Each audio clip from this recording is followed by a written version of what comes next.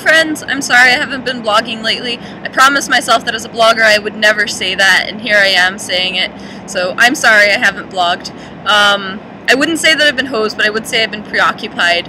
I didn't really know what I was going to take this semester, so I ended up meeting with 6 different people. These included my biology advisor, who sits on the graduate admissions committee for biology at MIT, my course 6 advisor, my new biology advisor, because my biology advisor went on sabbatical, and I believe he's the biology department head, and I met with a course 6 professor from last semester, and I also met with a professor that I've never had who agreed to meet with me anyway, even though I'm probably never going to take a class with that person. And I talked with people in my lab, and we finally decided on the classes that I should take this semester in order to best use my next 2 years at MIT, which will be my last 2 years at MIT, which is really freaky to think about, because I've only been here 2 years, and it kind of feels like I'll be here forever, and I don't mind that thought. I kind of wish undergrad lasted 6 years, because before it felt like I had eternity, and now I only have 2 years and I have so many classes that I really want to take, and I cannot decide between them, but I have. So this semester I am ending up taking 703, which is genetics. I am taking 702, which is introductory wet lab biology, which is basically how to not be an idiot in the lab when you show up in grad school in biology. I am taking 6047, which is one class I was debating whether or not I should take, which is basically computational biology. It seems so far to be a lot of the programs that I've used in lab and never really understood, that were kind of a mysterious black box, only now I'm being taught what's going on in that black box. So I really hope that this class will help me understand the tools that I use and understand them well enough that I can improve them if I feel that I need to during my research. And that's all for my science and math classes, and comp sci classes actually. And in addition to that, I am taking 2 writing classes with a professor named Alderman, who actually is an actual writer, like for reals. He's even famous. Looky him. So he is teaching 2 classes this semester, and I'm currently signed up for both. One is genre fiction, which is sci-fi, mystery, horror, westerns, spy fiction, fantasy, and I think there were others, but I don't remember what others there exist. So, well, I mean, you can think of plenty. But the second class is just sci-fi, reading and writing science fiction. So, we'll see how that goes. If I feel hosed, one of those will be the first thing I drop. And I am currently working, still working in the Page Lab, where I've been for the past 2 years, no, year and a few months. I round up. So I'm currently preparing for the Whitehead Institute retreat, where I'm going to be presenting a poster. Last year I was very overzealous and I watercolored my entire poster. This year my supervisor wants me to print out my poster, and I want to too, because that'll look really fancy. But I still want to watercolor because I desperately need some form of artistic expression. It's probably why I paint all over my walls. So I'm going to be watercoloring as much as I can, and then, well, as much as is necessary and appropriate. And then I'm going to be scanning in those watercolor pictures, and I'm going to be putting them on the poster, and then I'm going to have the poster printed. It's going to be very awesome. It's going to be an actual printed out poster. And I'm going to be able to edit it on the computer, whereas when you're watercoloring on the poster itself, if you mess up, you mess up, and that's scary. Last year it was really awesome. It's a lot of fun. Basically, you hear the researchers at the Whitehead Institute talk about what's going on in their labs, and in between the talks, you have poster sessions, and you get to walk around and see what research everyone is doing, which is really exciting because, I mean, during the rest of the year, you're kind of engrossed in your own research, and this helps you see what other people are doing. And it's pretty amazing what a wide variety of stuff goes on inside that one building. I'm kind of buried in my own interests, and then I go and I walk around and I look at other posters, and so I'm really excited for that. I'm also very excited to see how my understanding of other people's research has improved after I took new classes over the past year. So we'll see how that goes. Well, it'll go awesome. I know it will. So my classes are absolutely wonderful so far. So in specifically in 702, which is Intro Wet Lab Biology, which I was actually not looking forward to, and I've been punting it as hard as I could, which is a really bad idea, because the longer you punt it and the more time you spend working in an actual lab, the less useful it is. But everyone's always talking about it like it's this horrible, dreaded thing that they make you take because you are already doing research, but obviously everyone needs to take it, so everyone is caught up on everything, so when everyone goes out into the big, bad, real world, they don't embarrass themselves or MIT. And, you know, can be competent researchers who contribute to society and society's knowledge base. So, but I actually really like it. I really, really, really like it. And the things that we're doing are not trivial at all. We're doing a lot of wet lab techniques that I've never done before, which is not saying much because I haven't done much wet lab. Most of the research I do is computational. So we are actually doing a real experiment. We're going to find out things that haven't been found out before. So that's really awesome because it's in a class. So what we're doing is, and I asked my professor if I could talk about this, by the way. So what we're doing is we're going to be studying a DNA polymerase. And what we're going to be trying to figure out what parts of the protein do what. So what we're going to be doing is going to be selectively mutating parts of the protein. So each lab group gets a part of the protein that they get to mutate. And then we'll be observing it as the semester goes on, learning things about it, doing experiments on it. No, this is not the whole semester. This is module 1. We're going to have another module focusing on yeast and another one focusing on worms. Yeah, worms. I've never worked with worms. I don't think I've ever seen a worm in a lab. So that's going to be very, very exciting. It's also really awesome that some of the classes, biology classes I've taken, have talked about some of these methods, and I've never done them in the lab. So if you're a biology major at MIT, take 702 ASAP. It's an awesome class, and it will be incredibly useful. So in 702,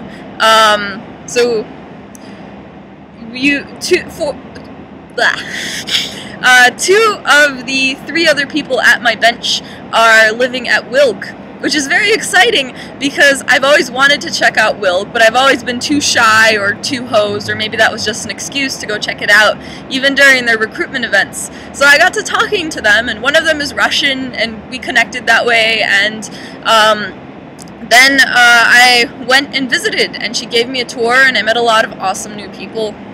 So Wilk feels a lot like Random Hall. Wilk is Women's Independent Living Group. It is an independent living group. It is not a dorm, though it is across the street from Random Hall. It's currently under construction. It's covered in a green tarp, which is actually pretty cool because green's my favorite color. It has 30-some girls living in it now. The capacity is, I think, 45, and it feels like one big house. So again, a lot like Random Hall, only there are only women living in there. So I'm definitely curious about hanging out there and excited about hanging out there more and making new friends. That's awesome. So in 6047, so I was worried about taking 6047 because I had struggled with the very last concept in 6006, which is a prerequisite. And I was thinking, because I struggled with 6006, maybe I should wait to take 6047 until I have a better grasp on the concepts. One of the people I met with, who is actually the professor who had absolutely no obligation to meet with me because she's never been my professor, probably never will be, is not my advisor. sat down with me, and she said that that's actually a good reason to take it, because they will reiterate the material. And that seemed counterintuitive at first, but it turned out to be really great, because I show up to the second lecture. I missed the first lecture because I hadn't signed up for the class yet. I show up for the second lecture, and the professor goes over this concept that I hadn't understood in the lecture, in the hour and a half, along with a bunch of applications that are completely relevant to my research, and then I understand it perfectly. It took one lecture. It was marvelous. So I am absolutely amazed at how professors at MIT this semester so far have been so incredibly willing to meet with me and talk with me, how I can email complete strangers who are very wonderful, amazing, influential people in their fields and in general, and they will take time out of their day, and I mean like anything from 15 minutes to an hour, and just talk to me about my life, and that's pretty amazing. I'm very thrilled. And that's not something I realized before, that people would be so willing to talk to me. But I'm very happy that it's true, because it's been incredibly helpful. What else can I tell you? Oh, in my writing classes, so we've been reading short stories so far as our assignments, and there was this one short story that I was incredibly disappointed by. This is completely extraneous information. You can just scroll right ahead. So in the genre fiction class, you can't really tell which genre the stories are going to be in until you start reading them, because the story collection we're reading right now has all sorts of genres in it.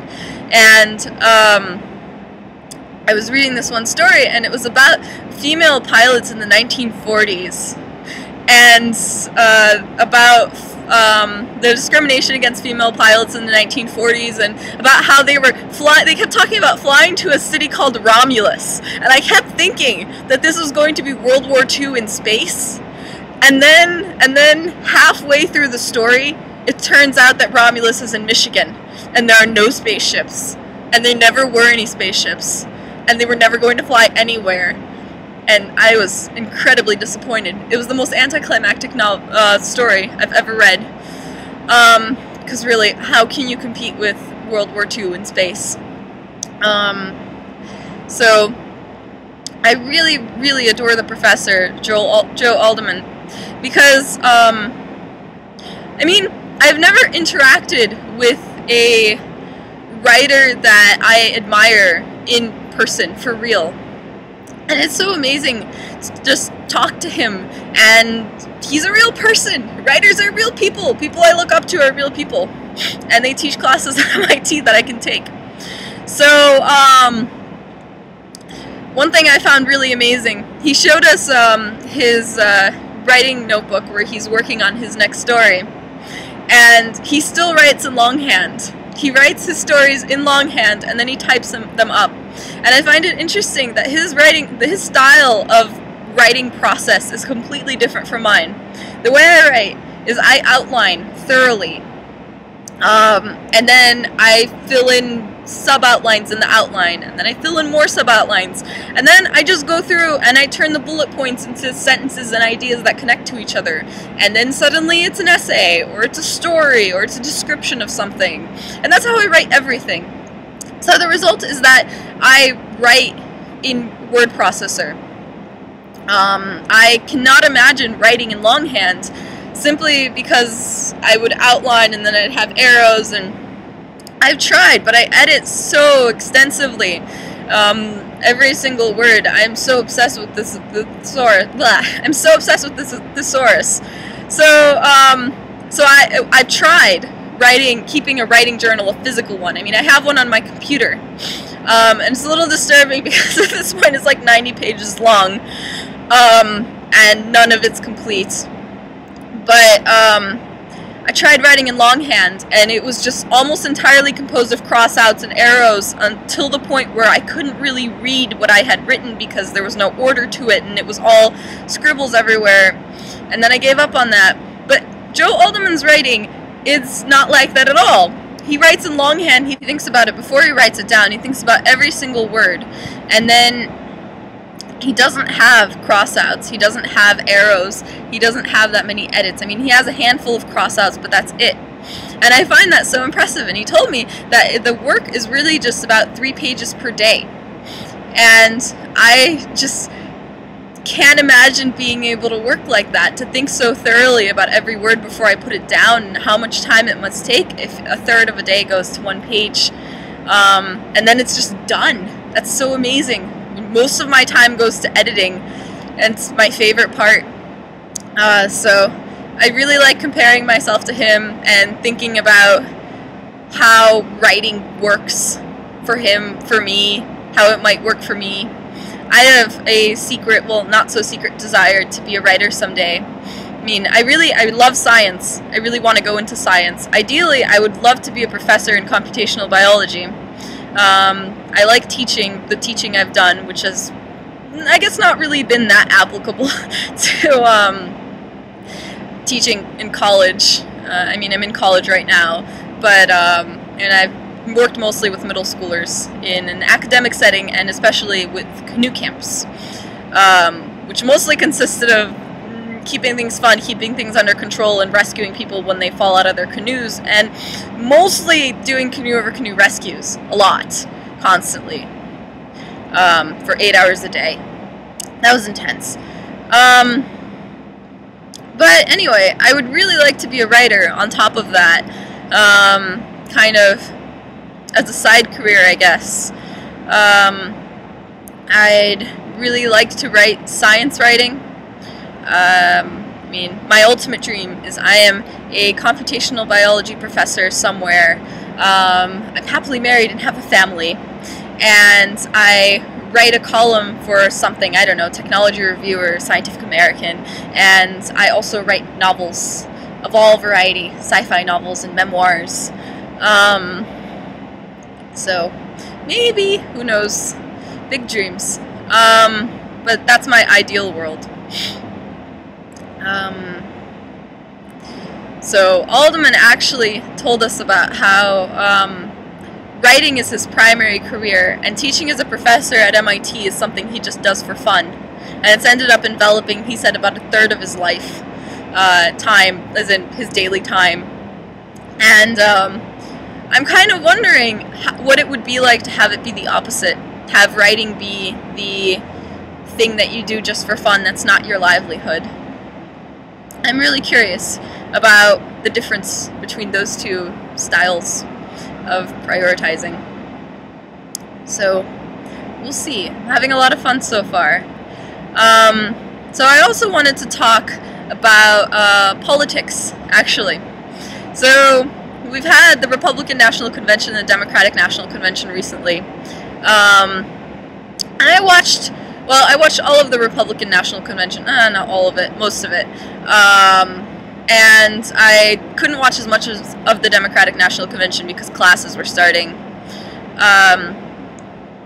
But I just wanted to say that before I came to MIT, I think that my views were shaped much more by the people around me than they are now. I think that I paid a lot less attention to primary source materials and the actual speeches, and paid a lot more attention to what people said about them. I think that one thing I've learned at MIT, especially from one class I took last year, which was science journalism, was to always look at everything around me critically, especially news, especially anything regarding politics, even reports on science. Regard everything very critically. That's also something I've learned in lab, especially when looking at things published in my particular subfield, but really anything. Being very skeptical, always. It's a big lesson I've learned at MIT. And I found it very interesting watching the speeches for myself, and then afterwards, after thinking about it myself, after talking it over with some friends, then watching online or on television what other people thought about it, and reading online or on television what other people thought about it, and, you know, professional analysis of it on the news and by people who consider themselves professional analysts of political discussion. So I think that regardless of who you're planning on voting for, even regardless of whether or not you can vote yet. I think it's very important to watch these conversations and to try to think about them critically. And the first debate is actually going to be on October 3rd. Put that on your calendar. Watch it. I'm sure it's going to be very awesome and very fun. It's another thing about politics. It can be hilarious sometimes.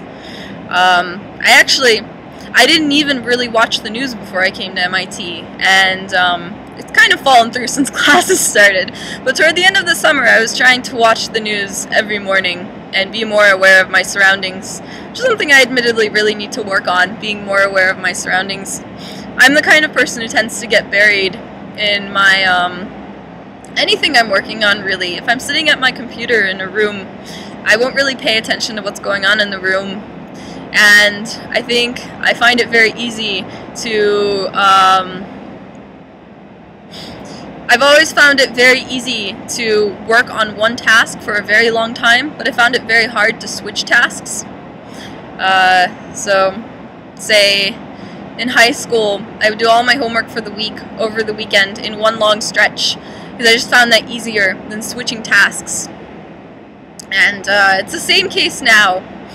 I find it easier to work in long stretches, but I think that that corresponds to a problem of mine, which is not being able to pay attention to lots of things at once very well. That includes a lot of important things, like what's going on in the world outside of MIT, or even what's going on at MIT outside of my dorm, or even what's going on in the dorm outside of my floor room. I go out of my room, I promise. Speaking of being out of my room, or out of my room right now, partly because I have clean laundry all over the floor, I promise it's clean, and partly because my roommate might be asleep.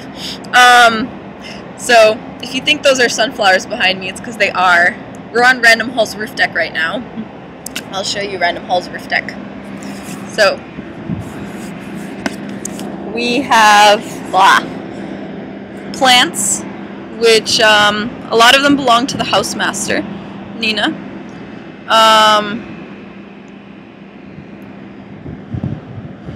And here we have Cambridge. And the green building is actually, so there's Novartis and there's the green building right there.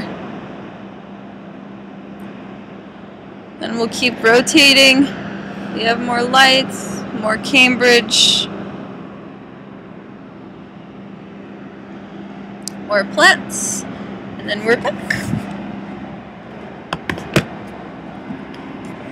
I really like having a roof deck. I tried sleeping up here once, and I believe it started raining. It was pretty sad. I haven't tried sleeping up here since. But we have tables up here. It's nice to sit. It's nice to do P-sets if it's not too windy. I'm especially thrilled that Boston temperatures have finally fallen to sub-room temperature levels. I don't know, I'm used to opening the window and being colder. And Boston summers are very humid and they're very hot. And you open the window and it just gets stuffier and hotter. And you don't want to turn on the air conditioner because it's going to be windy, and wind is unpleasant. And now it's cold. Now it's cold and it's nice. So you can cozy up in a warm blanket and read a book or curl up and do a P-set right next to the open window. Outside will be cold, but you will be cozy and safe and warm, and it's wonderful. An unfortunate aspect of the cold is sick. And it's also an unfortunate aspect of the freshmen. I guess they call it the freshman plague. It seems that every year when the new freshmen come in, everyone gets sick. A recent post on I Saw You, which is our one of our social sites, anonymous social sites, compared it to Europeans coming to America and introducing new diseases to the Native Americans. comparing the Europeans to the freshmen and comparing to the Native Americans to MIT. MIT being isolated, sort of. I mean, you leave sometimes. My friends went to the comic book store today. Gosh, that sounded so cynical. I feel so awful. I don't want to give you the bad impression. We do go places, we have lives, and sometimes they go out to Boston.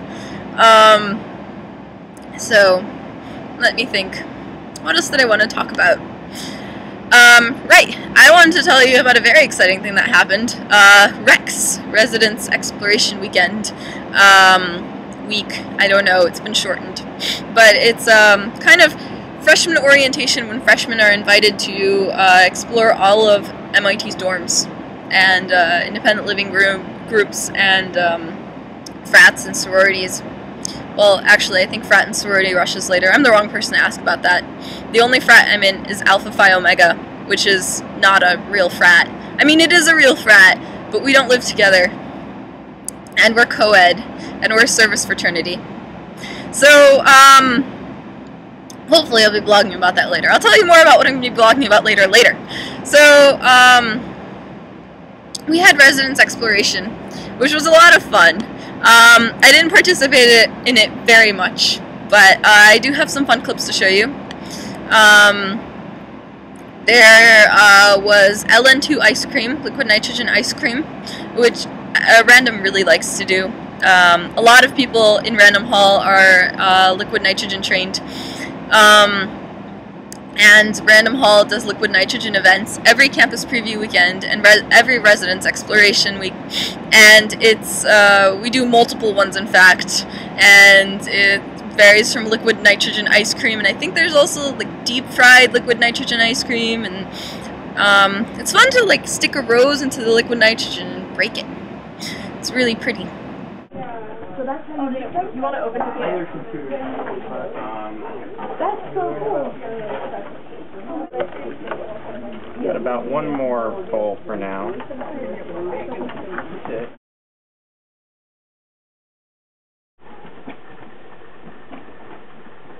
Oh, you so much. I wonder if you could play. Hey, you want to play a game of real chess? Black or white?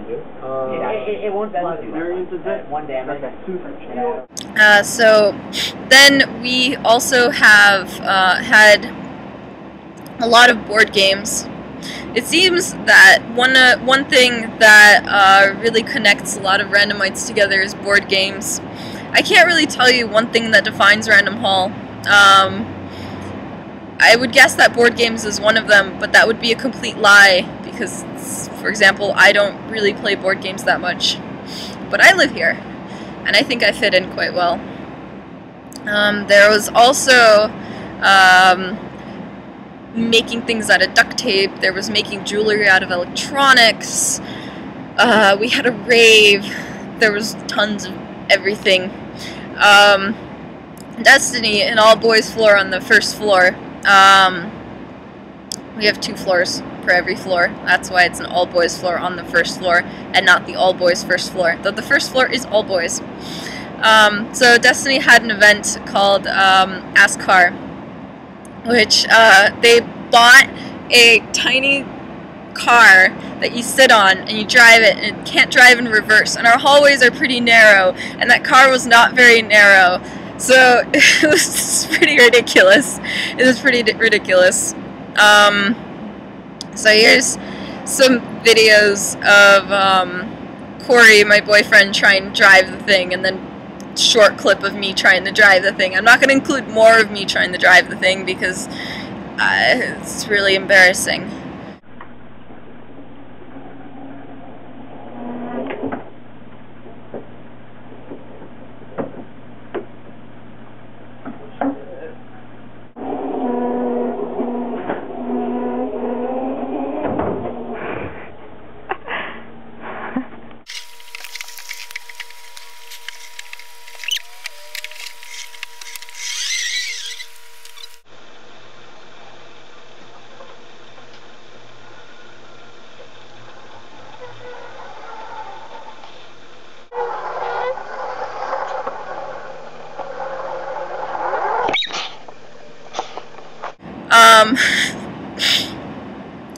I also wanted to tell you about camping. So we went, hold on, I have details written up in a Word document in case I forget what I'm talking about. So we went camping, again, the same place where we went camping last time, which was Hickory Run State Park. We hiked again on the same Shades of Death trail, only it wasn't quite the same trail, it was a mellow version. So I guess it was kind of just shades, and not Shades of Death. I got a new camera, which is 5 years older than my previous camera. It's 5 years younger than my previous camera, and has a gazillion more features, and is about 2/3 the price, I think. So I'm pretty thrilled. I spent a lot of the time experimenting with HDR. I don't really know how to use any of the cool features of my camera yet, especially not HDR, but I took some exciting HDR photos of my brother eating soup. Also, my dad's car got stuck in a ditch, which was absolutely terrifying. The wheels were spinning and dust was flying up everywhere, and it was very terrifying. And then he drove out, thank God. That was really exciting. I kind of thought the car was going to flip over, but of course it wasn't. And that would have been absolutely awful. We also tried geocaching, which I'd really like to try around Boston sometime. Sometime when we're not all hosed and have access to GPS. My new camera actually does have GPS, so we'll see if I can use that for geocaching. Geocaching is, people hide treasures around cities, around state parks, and then other people use GPS to find them. And, you know, they take out the treasure and they leave their own treasure and they sign the log saying that they found it. And it's very, very exciting. It was a lot of fun. Google it. So I haven't tried it yet, for real, but hopefully I will. It'll be a lot of fun. Let's see. So I also want to tell you about some upcoming blog posts that I'm currently working on. It will be up soon, I promise. Some definition of soon.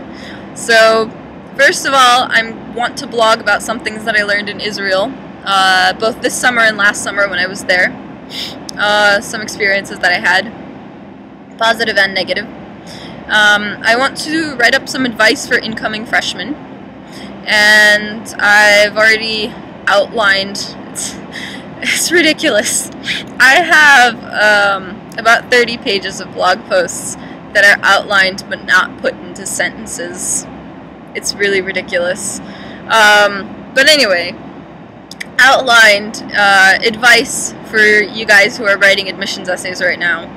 I think that was a topic that I studied very thoroughly when I was in high school, and I think that I learned a lot about myself and about writing, specifically about writing admissions essays, of course. So hopefully I'll be able to help you a bit, give you some advice, hopefully interesting and helpful advice that'll make the process less horrible. I also interviewed the founders of MIT's Live Music Connection last week, which is actually a post that I'm extremely excited about. So I'm not going to spoil anything, but I will tell you that I'm very excited about it, and I will be writing that up and posting it sometime soon as well.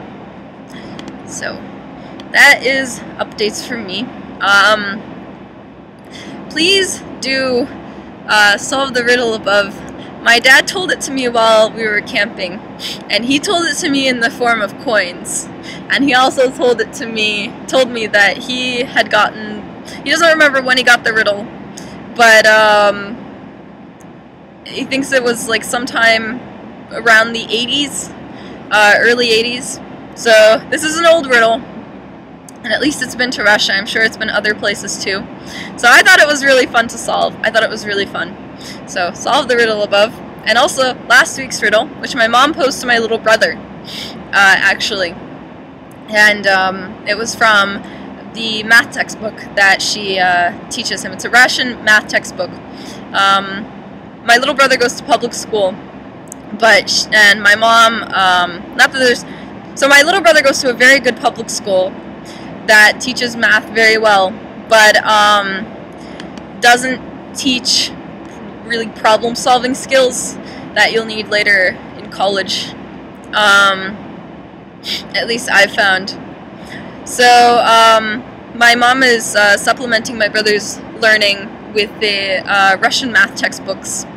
I think some of the problems she gives him are problems that she and her brother solved when they were little, and a lot of them are incredibly challenging. They're always really, really fun, and even though they're meant for little kids, they make you think, and they're really interesting and they're really fun. So below is a problem that my mom posed to my brother last time we were camping. It took us, I guess, 15 minutes to solve. It's not very hard. You don't need to know Russian to solve it. Yeah, it has two solutions. It's koshka plus koshka plus koshka equals sabaka. Cat plus cat equals dog. But the meaning of the words doesn't matter, and the Russian doesn't matter. So it's all okay. So I know I completely ruined my statement that I was promised that I was going to vlog once every 2 weeks. I'm very sorry. I'm going to try and keep it up from now on. And I'm going to try and also keep vlogging in long form as well. There's no way I'm going to stop doing that, of course. So that is all.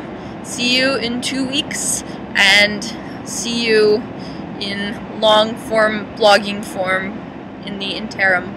Have a wonderful Saturday, right? Have a wonderful Saturday and Sunday.